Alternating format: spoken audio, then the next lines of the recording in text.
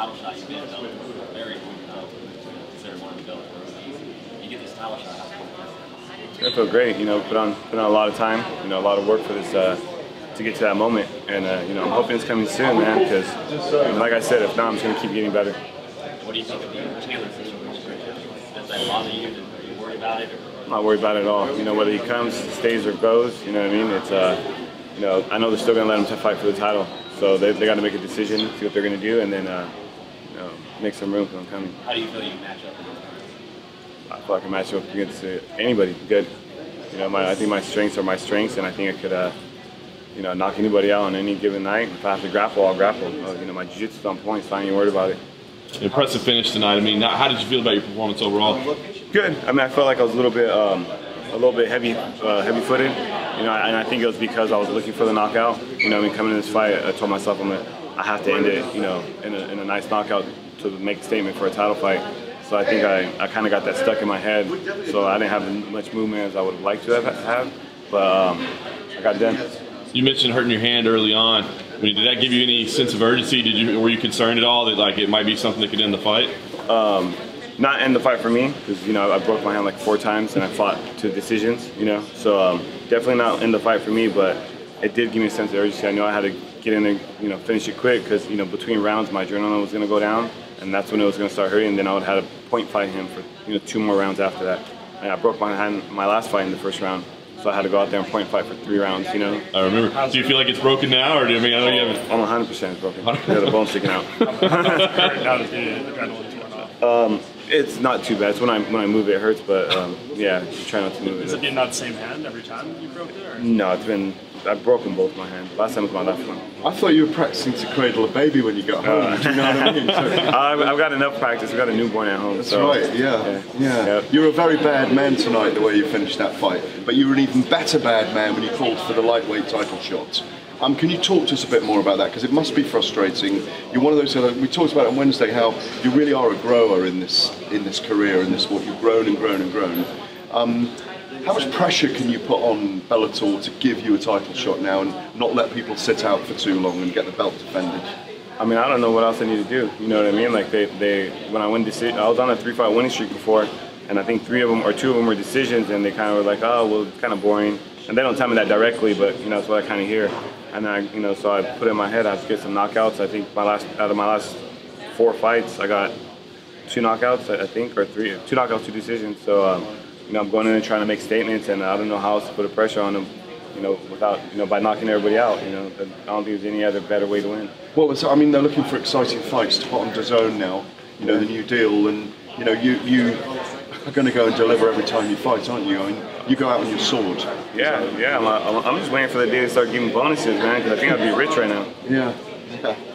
Is it frustrating at all, though, the lightweight title picture being the way it is? I mean, is it upsetting to you? Also, you called out and it looked like you're kind of angry, but then you said, well, if I don't get it, I know I'll just keep getting better. So how do you feel about it? Yeah, it's exactly how I feel. You know, I'm with the new camp right now, and Sam Calavita's he's a monster. You know what I mean? He works from the inside out, you know, and you know, it's just, I know I'm going to get better. I know the longer I'm with him, the better I'm going to get. You know, I got TJ, those guys are phenomenal. He's a world champ, you know, probably one of the pound-for-pound best out there.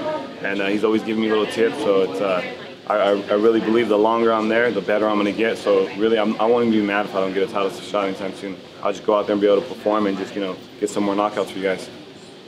You mentioned on the mic post-fight that you were surprised that you wanted to come in and stand and trade with him. Were you surprised that you were able to dominate the clinch? Every time he initiated the clinch, with relative ease, you were able to reverse it. It's like the takedowns, just stifle all the takedowns. I definitely was a little surprised. You know, I did not expect him to stand with me as long as he did. I really expected him to punch and get in and go for a takedown and try to grind me out, you know. And when he grabbed me, I was expecting him to be a little bit stronger, but I think he was strong. I think I just put on a little bit more muscle. And like I said, I owe that to Sam Calavita. That was part of the plan. When he knew I was fighting at catchweight, he said, let's put on some couple pounds of muscle. And we did that because I had a lot of time to work, and I felt really strong out there. And yeah, so I was kind of surprised. Did he get you with anything? I mean, I got a busted lip. You know, he caught me with some nice low leg kicks, but other than that, I mean, I got a pretty good jaw, you know, thank God, you know, knock on wood. So, I mean, if he did, yeah, and I broke my hand on his head, so he had a hard head. But besides that, I knew he was going to be tough, you know what I mean? But I wish I had moved around a little bit more. Maybe I wouldn't have broken my hand. I would have picked my shots a little more. I felt a little bit sloppy. But I think it was because, like you said, I was a little bit frustrated that, you know, I want to get a title fight and I had to make a statement. So I feel like that was the only way, you know, to do it. Last one for me. Every fight camp is a roller coaster, especially when you have a baby at home. So how good does it feel to get this win off your chest impressively and then to go back to the family? It feels awesome. You know, I just had a newborn, and my wife's been staying up, you know, with the baby. She's been letting me sleep, and, you know, finally I get to give her a little bit of break, you know. So I go home, give her a little break, me take a little break. I got a broken hand, so I'm going to be out for a little bit, so I get to spend more time with my boy and my little girl. So you do get that shot. How do you think you match up with Primus? Like I said, I think I match up with anybody really good. You know, everybody has their strengths and everybody has their weaknesses. But you know, I think my strength is a strength that not too many people have, and I believe I can put anybody out on any given night with, you know, with one punch. And having that, you know, behind my grappling, behind my jiu-jitsu, and behind my wrestling, and behind my kickboxing, it's a good thing to have, knowing that I'm one punch away from ending the fight any second. You know, the title picture's been at a standstill since he won it pretty much a year ago now. How do you think he's carried himself as a champion? Like, does it bother you that, you know, there hasn't been any title fights since he's claimed that belt? I mean, it does, but it's like I said, it's giving me more time to fight, giving me more time to win. I you know, got on a nice little winning streak while they're over there playing, you know, patty cake or whatever they're doing. But I mean, you can't blame him. You know, you get injured in the sport. He's not going to want to go out and fight and be, you know, 30%. He wants to be 100% right, especially he's a champ. So, you know, give him all the time he needs, but if it takes too long, you know, strip his title, let me fight for it. If Primus and Chandler are already locked in, how do you feel about a fight with a big name like Benson Henderson? I wouldn't mind, but Benson Henderson's 0-2 at 155, so why would that make sense? No disrespect, he's put in his time, but, you know, let him win some fights. You know, if he wants to come fight me, let him win some fights. What about if they asked you to stay ready for that tournament? You said that you'd be open to fighting at 170. You know, I'm gonna think about that one because I really want to fight for a title at 155. You know what I mean? And that title looks pretty. That tournament looks pretty stacked. You know, let those dudes, you know, duke it out. Let them open up the tournament at lightweight, and I'll be the first one to sign up.